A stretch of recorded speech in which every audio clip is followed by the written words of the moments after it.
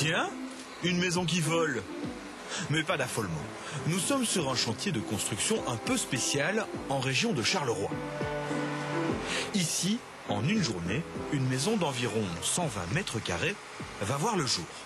J'ai mis au point un système tridimensionnel, c'est-à-dire des cellules en béton construites en usine et entièrement achevées extérieur-intérieur. Et comme vous voyez ici, après les avoir juxtaposées les unes à côté des autres, vous obtenez un immeuble qui correspond à une création d'architecte, je dirais. Direction Tubize et un ancien atelier des forges de Clabec. C'est là que sont construites les maisons. Et ça commence toujours comme ça.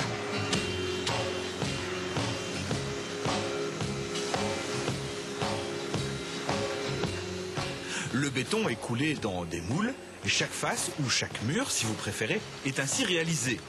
Une couche de béton, de l'isolant, puis une autre couche de béton. Et bien entendu, les ouvertures, portes, fenêtres, passages de câbles et tuyauteries, tout est déjà prévu dès le début de l'usinage.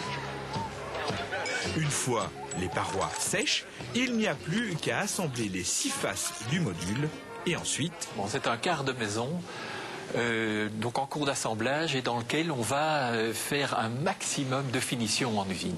Nous installons dans la maison tout ce qui est finalement deuxième, seconde œuvre, c'est-à-dire cuisine, carrelage dans la salle de bain, meubles de salle de bain, font partie de cette maison tous des composants qui font partie de la construction traditionnelle.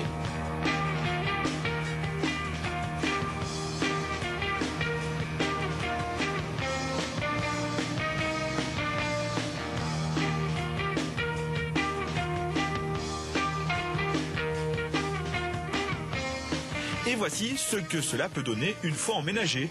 Certes, la liberté du point de vue architectural est très limitée, mais il est tout de même possible de personnaliser sa maison. Chaque personne peut choisir son carrelage, chaque personne peut choisir ses salles de bain, etc. Donc chaque personne peut intervenir au niveau de sa personnalité dans le bâtiment. Même si la maison finie manque un peu de luminosité, grâce au béton multicouche, les concepteurs ont toutefois réussi à éviter l'écueil de la maison en carton mal insonorisée et mal isolée.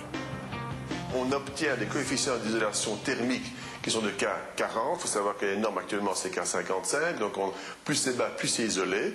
Tous nos murs sont isolés et même nos murs intérieurs sont isolés entre eux. Donc entre les chambres, c'est isolé. Ce sont des bâtiments qui sont très économiques grâce à cela au niveau de la vie et qui sont très confortables au niveau acoustique. Entre 100 000 et 110 000 euros hors TVA à la maison, sans le terrain, mais totalement équipé, le produit est intéressant, voire même alléchant.